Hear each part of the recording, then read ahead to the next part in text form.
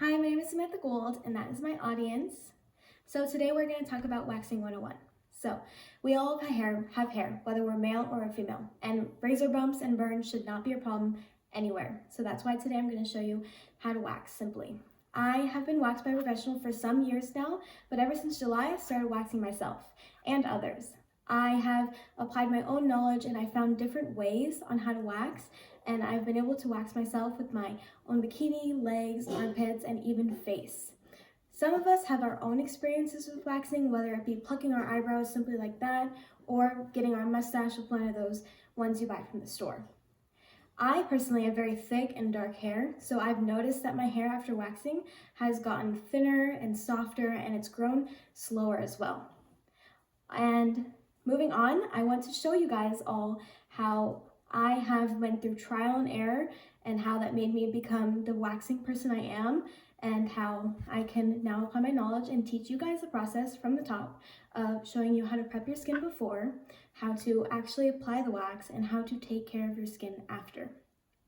So let's start with the very first thing, the prep. The prep is very, very important because you want to make sure that you get the cleanest and safest wax as possible. Wax removes your hair by pulling it from the follicle, and then a layer of dead skin cells come with it. So we want to make sure that a day or two before you exfoliate. Exfoliating you could just do with a sugar scrub, a towel, or even a loofah.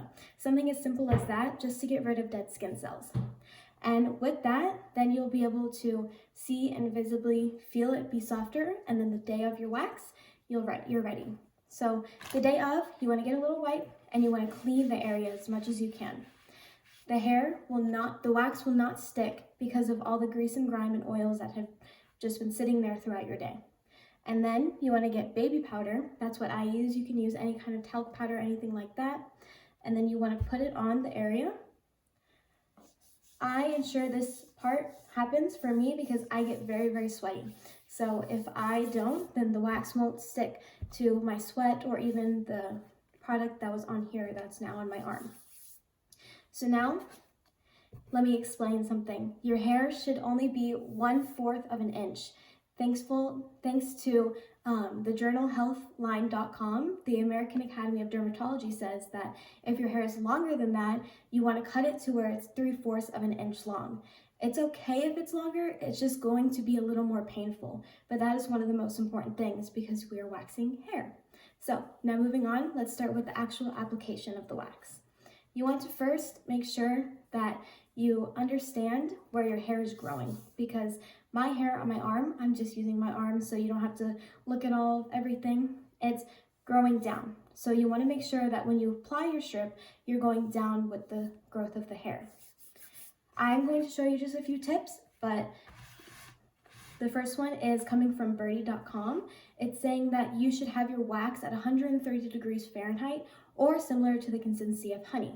It's okay if it's a little runny or more, you just have to make sure you test it on your arm or on your finger to ensure if you need to make it hotter or even just make it a little cooler so it can be easier to apply. So you want to get a thick strand for however much you need on your arm of the place desired. And mine is pretty cool. It could be a little warmer, but that's okay. So I'm going to again explain, you want to apply down.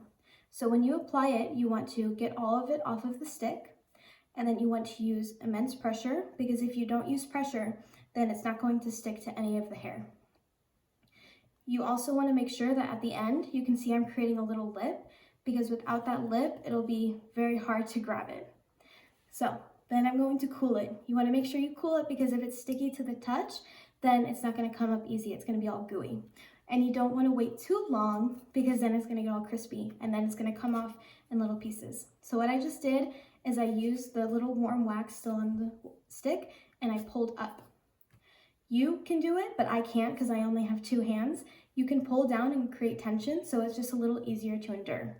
You want to take a big breath in and then a big breath out while you're pulling. It's very, very easy, very simple, didn't hurt that much because even though it's pulling a little of the skin, it's mainly focusing on the hair. So once you do that, you want to make sure the stick trash because you never want to introduce any type of bacteria into your wax. Now let's go on to the last part, and we're going to talk about how to take care of your skin after the fact. If you have leftover wax, you want to use coconut oil, or you can use any type of oil, but this will get rid of any wax that's still left on the skin.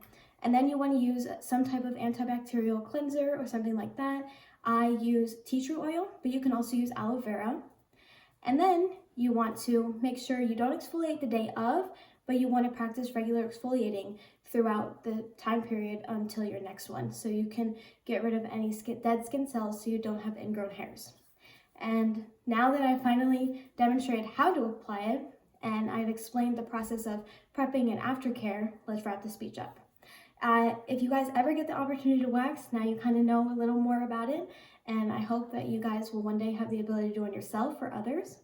Don't feel intimidated by the pain, because even though it seems like it's going to hurt a lot, it really doesn't. And at the end, you're going to be thankful that you actually did that.